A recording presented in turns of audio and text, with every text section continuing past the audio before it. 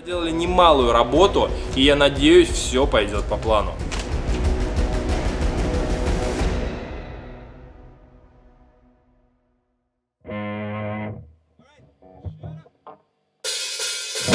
Друзья, всем привет! Вот наконец пришло время заняться нашим C3 корветом, который висит уже на протяжении многих серий на подъемнике в одинаковом состоянии. Ну а первым делом нам нужно заняться рамой. Насколько вы помните, в прошлой серии мы вам показали небольшое локальное повреждение рамы, которое нам нужно будет сегодня заварить. Да, и сделаем это локально, поскольку, вы помните, машина на продаже, сезон уже начался, и у нас ограниченные сроки. Да и рама в нормальном состоянии, я бы даже сказал в хорошем. Да, она ржавая внешне, но силовые характеристики рамы в норме. По-хорошему, при полном цикле реставрации мы могли бы все разобрать до болтика, отпескоструить, покрасить. Но, во-первых, это время, а во-вторых, это бюджет. И бюджет на это не заложен в этом проекте. И главное, что рама в хорошем состоянии, нам не нужно ее пескоструить и еще сильнее тем самым ослабевать металл. Мы лишь сделаем все локально, покрасим и начнем сборку машины обратно. А сейчас нам нужно поднять кузов повыше, выкатить раму на подъемник и можем начинать варить.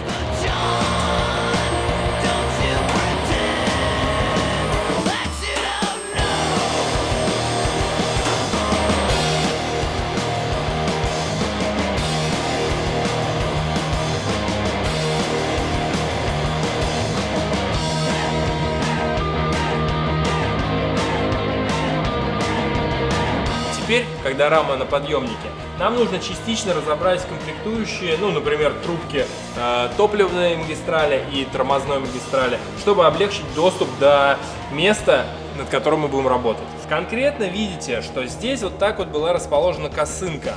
И поскольку колесо рядом, грязь забрасывала в нишу между этой косынкой и кузовом. Здесь она хранилась и, соответственно, коррозировала. Поэтому такое повреждение и случилось.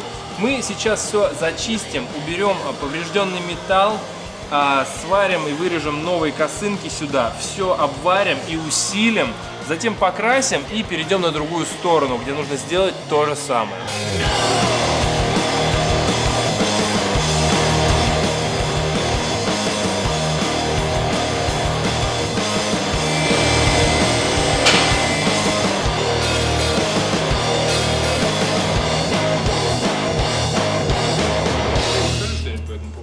Это пиздец, парни. Есть серьезно, здесь ничего такого криминального нету. Нужно будет раму чуть обрезать сверху, снизу и, соответственно, изогнуть металл, заварить. Здесь сделать заплаточку, здесь сделать заплаточку, косыночку тоже сделаем. И то же самое сделаем с этой стороны, хоть там и небольшая дырочка, но она есть. Ее надо тоже будет убирать. Ну и дабы нам не терять время и не заниматься одним и тем же вместе, я займусь параллельно другими работами. А именно первым делом, если вы помните по той серии, где мы его разбирали, тут были проблемы со шлангами высокого давления на рейке усилителя. Соответственно, эти шланги мы заказали новые в Америке. Между прочим, они стоили всего $40 за 4, а в Москве минимальная, где я нашел, чтобы сделали мне этих 4 шланга, обжали, это было, 15, по-моему, тысяч. Соответственно, в Америке заказывать дешевле, даже несмотря на доставку, шланги весят грамм 100. Соответственно, доставка $15 максимум. Итого 55, что, естественно, дешевле, чем делать в Москве. Поэтому снимаем старое и меняем на новое.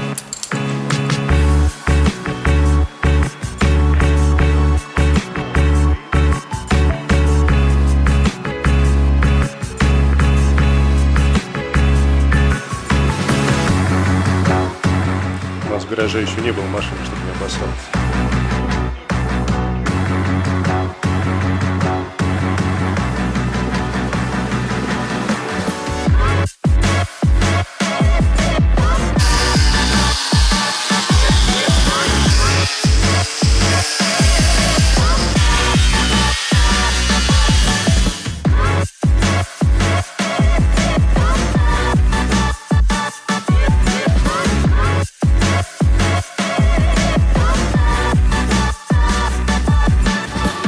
После замены всех шлангов на рулевой системе, а конкретно на усилителе руля, я перехожу к следующему этапу, это замена амортизаторов. Амортизаторы тоже были заказаны, это Monroe. Комплект из 4 штук, вот так они выглядят передние, ну, по сути, также будут выглядеть задние. Стоили они по $50 каждый, даже, по-моему, дешевле, $45 каждый, плюс доставка. Ну, по весу 3 штуки, дай бог, будут весить 3 килограмма максимум. 3 умножаем в среднем на $10 авиадоставка за неделю.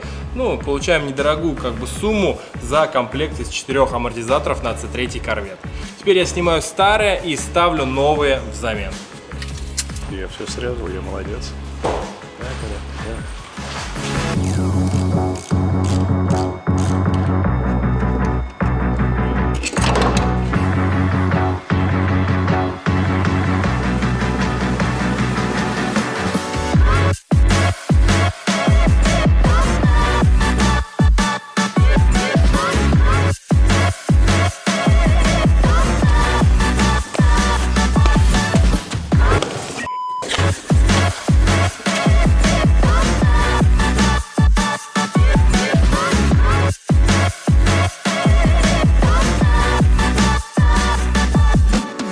Что-то вокруг ты уже сидишь часто и ничего. Ну вот, теперь пришел что-то сказать. В общем, отпилили лишние кусочки, которые сгнили от рамы. В защиту этой рамы могу сказать, что металл толстый, 3 мм сталь, состояние у нее хорошее. Алло? Мне звонят. Сейчас дверью хлопнет. 100 пудов. Нет, хлопнул, я же говорил. В общем, отпилили гнилые части от рамы с правой стороны. Толщина стали на раме 3 мм, она довольно-таки прочная. И, в принципе, вот эти маленькие кусочки не такие критические зоны, от которых могло или раму свернуть, провернуть, перевернуть, все, что сделать угодно. В общем, проблем нету, сделаем заплаточки, погоним дальше. Но в ходе осмотра рамы нашлись вот такие мелочи, как трещины на закладных. Сейчас мы за все это зачистили, подварим. Здесь все будет нормально. С этой стороны тоже есть небольшие дырочки, тоже внутри, тоже из-за того, что скапливается грязь и гниет металл. А в остальном по раме проблем никаких. Ну, кстати, да, еще только вот закладные надо будет сделать сзади. Но это мелочь.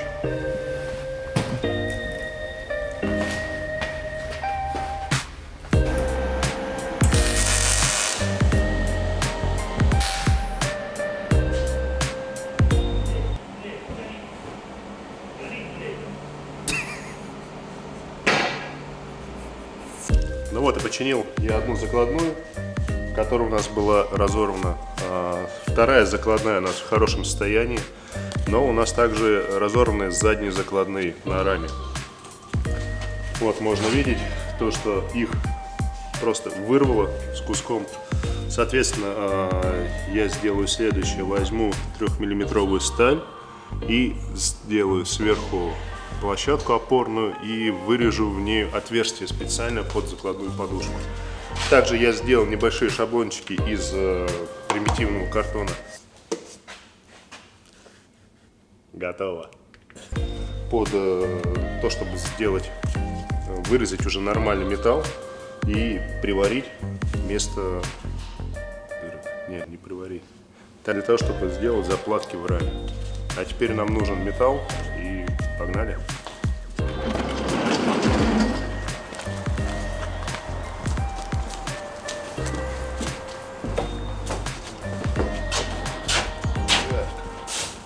Можешь, конечно, использовать капот от Мустанга, но думаю, нам еще пригодится для декора. Так, значит, металл. Металл. Тонкий, толстая шестерочка.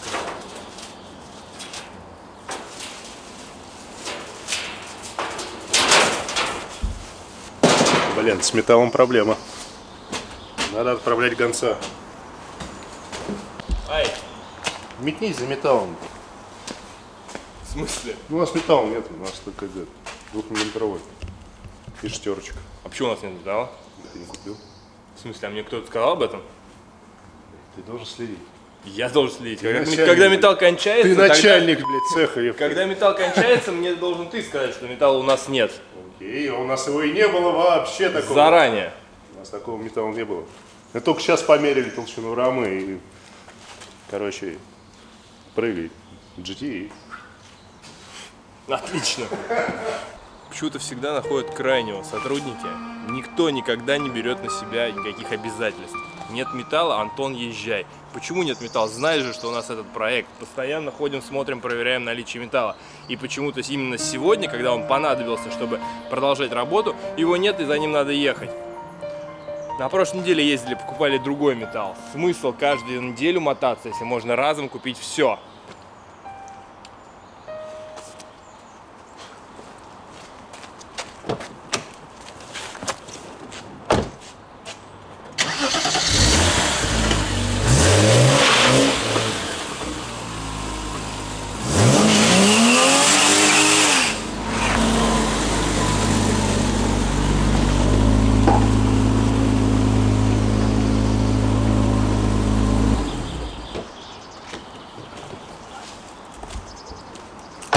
Я метнулся на Москворецкий рынок за куском металла, здесь метр на половинка. Вышел он 1700 рублей, это трешка, как раз недостающий металл по толщине. Дима! Дим!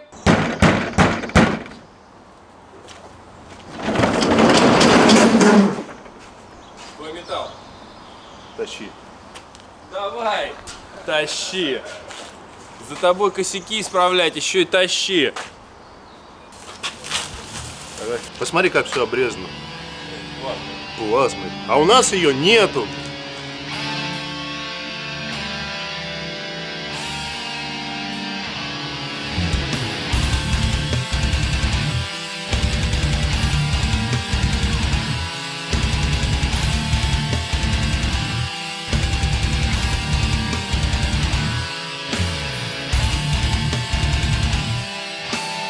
Так как у нас пока нет гибочного станка, приходится изгибать по месту. Ну как по месту, и предварительные загибы мы задали на столе с помощью тисков стола и кувалды, а теперь ставим все на точки и начинаем аккуратненько все подгибать по форме рамы. Все будет здорово, швы зачистятся и будет как по стоку.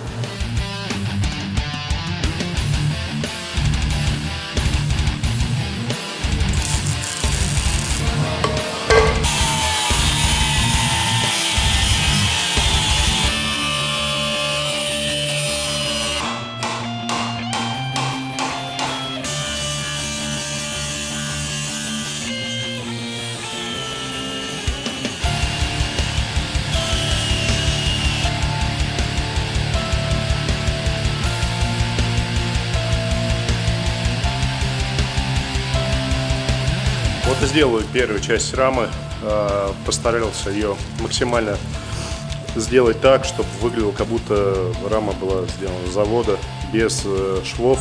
Специально все сварные швы мы зачистили. Соответственно, надо будет сейчас сделать вторую часть и косыночки бросить новые.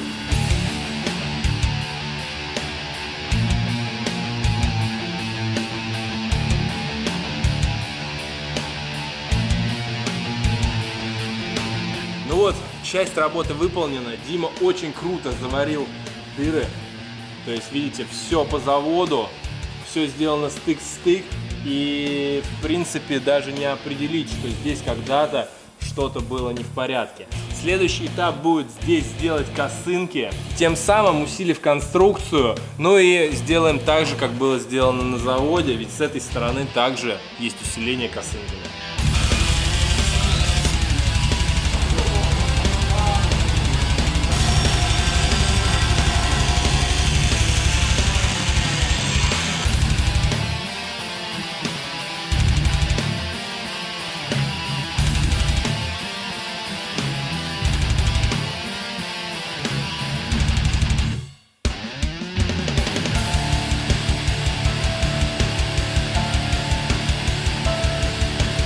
В общем, закончили мы с правой стороной, заварили все дырки, сделали косынку, которая будет усиливать раму. Соответственно, нам надо будет проделать сейчас ту же самую процедуру, но в меньших объемах и с левой части, с левой стороны. Но у нас здесь есть еще небольшая дырка между стыковкой рамы. Соответственно, нужно эти усилители срезать, потому что они уже в труху превращаются постепенно. Заварить небольшие дырочки с правой и с левой стороны и сделать новую косыночку.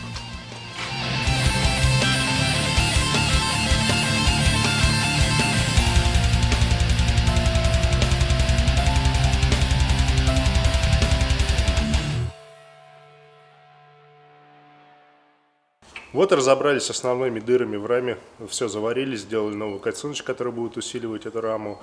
Я говорил то, что с другой стороной будет полегче, поменьше работы, но немного ошибался. Чуть-чуть очистили грязь с рамой, потыкали отверточкой и нашли еще одну дырочку. Ну, не одну, а там их много, но они все в одной локации. Вот они. Вот они. Короче, там на самом деле ничего серьезного, это просто заглушка сделана, чтобы не попадала ни влага, ни грязь туда вовнутрь. Соответственно, мы ее сейчас вырежем, запилим новую и погоним дальше. Ну а дальше нам останется сделать две площадочки под задние закладные, срезать закисшие болты в центральных закладных и сделать их заново. I don't believe in destiny, I just do what's best for me. Don't listen to my enemies, they're just full of jealousy. Yeah, this legacy, you gon' see what's left of me. You gon' see success in me, you ain't seen the rest of me. I just wanna be the best at what I know, better than the rest, just watch me grow. Put me to the test and watch me go. This is my quest, I'ma make it known. They call me obsessive, oh I know. Call me selective with my notes, call me aggressive with my flow. Call me offensive even though Joe, I ain't gonna lie, life's tough. Try to get by, life's rough. Try to do it right, it's not enough. Even though you try, you still mess up. But I'm still gonna fight for what I love. Still gonna die for what I love. Still gonna try, I won't give up. Still gonna fight. Ну что, мы наконец закончили с рамой. Мы восстановили направляющие. Мы заварили косынки. Мы сделали новые направляющие на задней части, а также восстановили и усилили спереди. Следующий шаг — это все покрасить, покрыть антигравием. Внутренние полости мы все зальем мовилем и переходим к восстановлению закладных в кузове.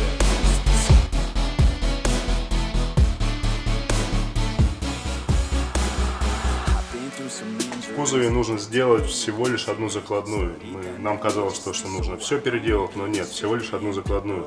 Соответственно, нам надо будет сейчас вырезать остатки старой закладной и вместо нее варить новую пластину, которая будет специально подготовлена под подушечки.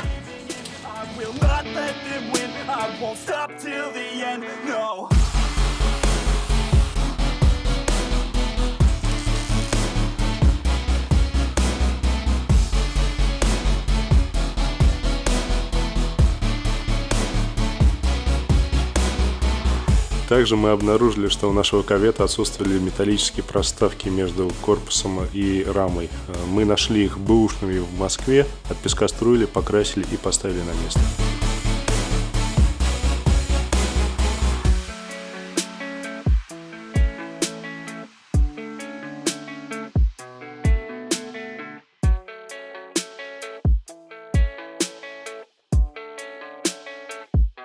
Вот и наступил тот самый момент, когда мы будем скрещать раму и кузов.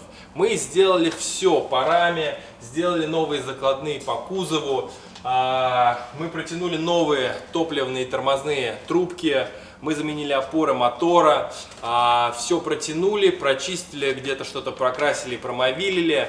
И теперь нам предстоит внедрение этого всего обратно, используя новые болты и резиновые подушки. Что из этого получится, сейчас посмотрим. Ведь мы проделали немалую работу, и я надеюсь, все пойдет по плану. Кстати, стоимость закладных опор, также подушек, весьма невелика.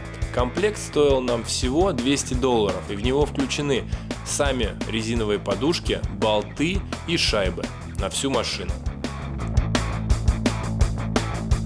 Процесс установки кузова на раму состоит из нескольких этапов. Первым делом мы опускаем сам кузов над рамой и переставляем его на треноги, дабы освободить лапы подъемника. Затем мы поднимаем эти лапы, прокидываем специальные стропы, на них поднимаем кузов и вынимаем треноги. И затем плавно опускаем кузов на раму.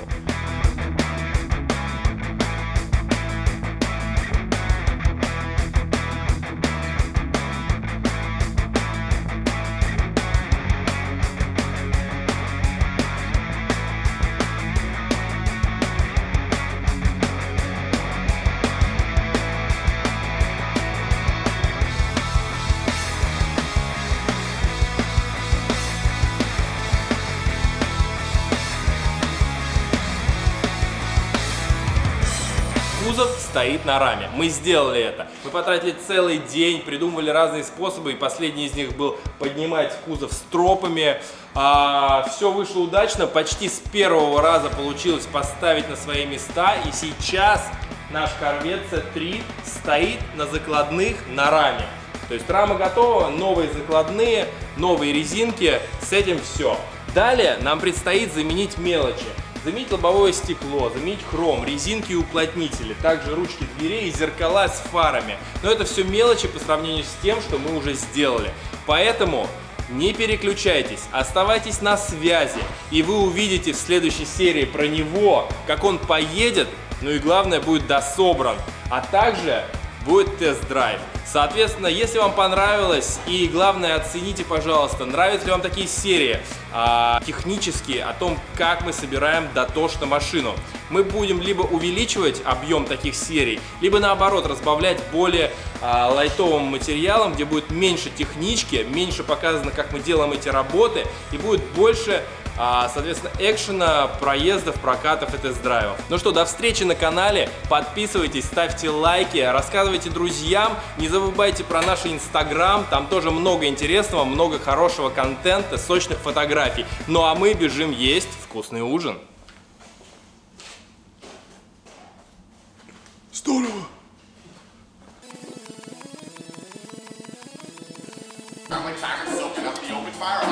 Вот на какие жертвы нам приходится идти.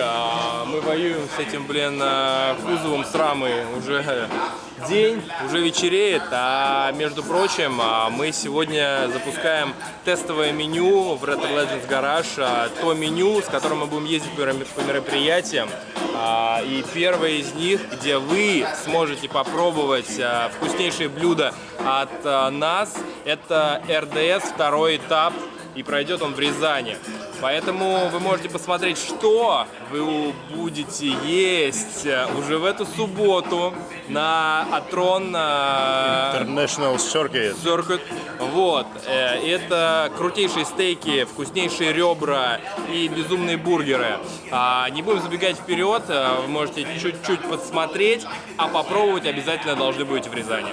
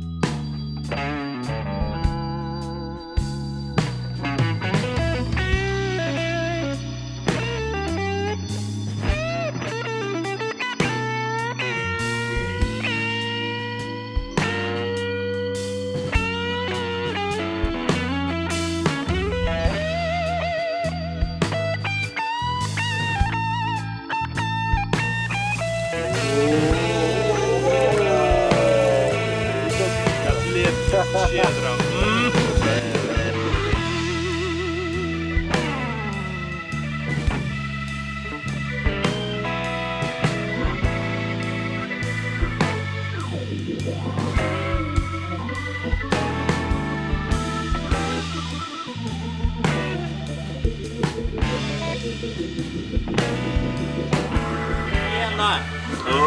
просто, блин, это божественное мясо, это не размерчик, как тебя.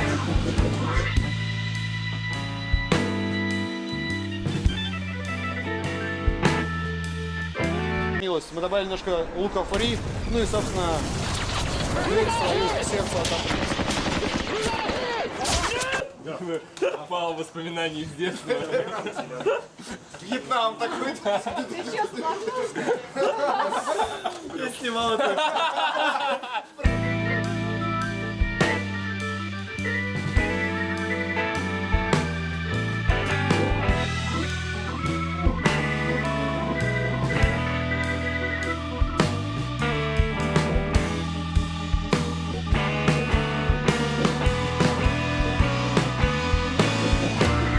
Мы сначала взяли премиальный кусок говядины с небольшим слоем жирка сверху, сделали шикарную сеточку, закоптили его здесь, что оно приобрело такой желтоватый, кайфовый оттенок. Посмотрите на эту корочку. А теперь мы отправляем его в гриль. Пекло. Да. Какая там температура? 300.